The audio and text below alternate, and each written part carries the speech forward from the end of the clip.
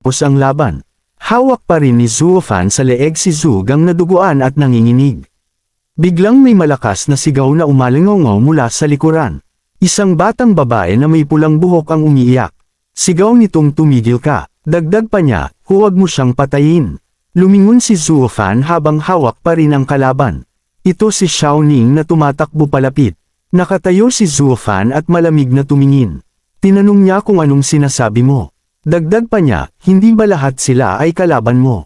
Umiiyak na sumigaw si Xiaoning. Sinabi niyang kahit kalaban ko sila. Idineklara niyang ayaw kong patayin mo sila. Napatingin si Zuofan at napabuntong hininga. Tinanong niya kung bakit hindi mo sinabi sa simula pa lang. Sinabi niyang huli na ngayon. Lalong hinigpitan ni Zuofan ang hawak kay Zugang. Seryoso nitong sinabi na hindi lang sila kalaban mo. Dagdag pa niya, kalaban ko na rin sila ngayon. Tumingin siya ng malamig. Sinabi niyang at bilang kalaban ko. May iisang kahihinatnan lang sila sa huli at iyon ay. Isang pulang liwanag ang kumislap sa kanyang mga mata. Sigaw nitong kamatayan. Nanlaki ang mata ni Zugang sa takot. Biglang sumigaw si Xiaoning at nagbanta. Sinabi niyang kung hindi mo siya bibitawan. Idineklara niyang hindi ko ipapakita sa iyo ang daan. Natigilan si Zuofan. Maya-maya ay binitiwan niya si Zugang at itinulak ito palayo. Mahina nitong sinabi na sige, wala na akong pakialam. Tumingin siya sa malayo. Tinanong niya sa sarili kung ano pa ba ang dapat kong katakutan sa hinaharap. Pinunasan ni Xiaoning ang kanyang luha. Lumapit si Zuofan at seryosong nagsalita. Sinabi niyang ituro mo ang daan. Dagdag pa niya, ilalabas kita sa lungsod na ito. At ilalayo kita sa pamilya Zhu. Napaiyak lalo si Xiaoning at tinuro si Zuofan. Sinabi niyang ikaw ay isang masamang tao. Ngumiti si Zuofan at tumango. Sinabi niyang oo, masamang tao ako. Lumingon siya at idineklara. Sinabi niyang pero sa mundong ito, ang masasamang tao lang ang may karapatang mabuhay. Sa huling panel, makikita ang mga katawan ni Zugang at ng mga tauhan na nakahandusay sa dugo. Mahinang sinabi ni Zuofan na at ang mabubuting tao ay maagang mapupunta sa impyerno. Lumipat ang eksena sa ibang lugar. Isang matandang lalaki na may puting buhok at gintong baluti ang tumatakbo. Nakita niya si Zugang na nanginginig sa lupa.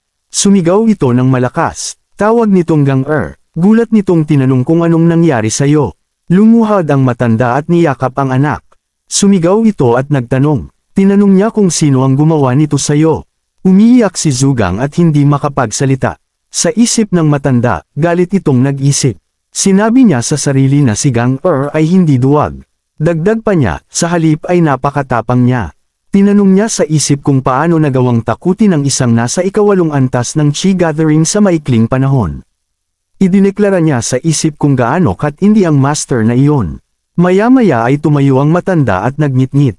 Sa isip niya, sinabi niyang gayunpaman, kahit sino ka pa. Sumigaw ito sa isip. Idineklara niyang sinumang kumalaban sa pamilya Zhu sa Qingming City, ay hindi magtatapos ng maganda. Lumipat ang eksena sa kagubatan. Nakatago sa damuhan sina Zuofan at Xiaoning. Tinuro ni Xiaoning ang isang daan sa bundok. Mahina nitong sinabi na iyon ang daan paakyat ng bundok. Tumingin si Zuofan sa mga gwardya sa malayo. Sa isip niya, sinabi niyang ang mga gwardya dito ay pawang malalakas at nasa Bone Forging Realm. Nag-isip siyang muli. Sinabi niya sa sarili na sa kasalukuyan kong lakas at sa third grade spirit weapon na Devil Will combination, at sa Blood Baby. Madali lang para sa akin na lumusot. Dagdag pa niya sa isip, ang tanong ay kung paano dadaan ng tahimik. Dahil kung hindi, magagalit ang nakatatanda. Lumingon si Zuofan kay Xiaoning. Tinanong niya kung Xiaoning, nasaan ang lihim na daan na sinasabi mo? Nanginginig na sumagot si Xiaoning.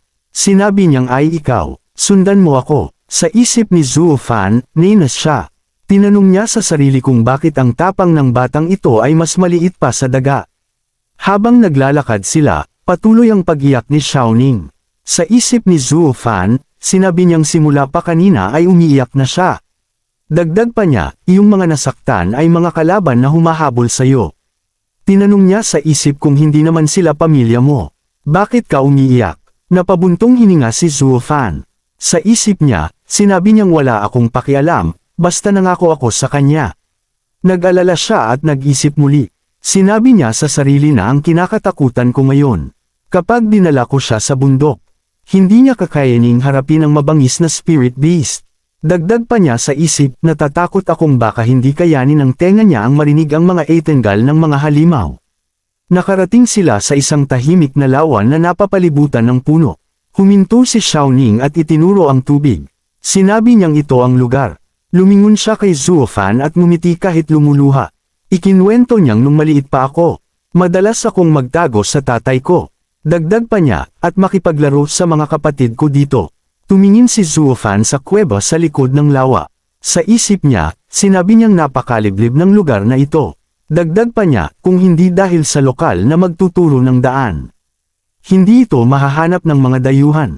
Humarap si Zuofan kay Xiaoning. Sinabi niyang sige Xiaoning. Utos niyang mauna ka, susunod ako sa iyo. Dahan-daang pumasok si Xiaoning sa kuweba na may tubig. Sumunod si Zuofan sa likuran niya. Biglang may malakas na sigaw na umalingaw sa loob ng kuweba. Sigaw nitong Ning-er, huminto ka. Nagulat silang dalawa at sabay na lumingon. Sa labas ng kuweba, may aninong papalapit.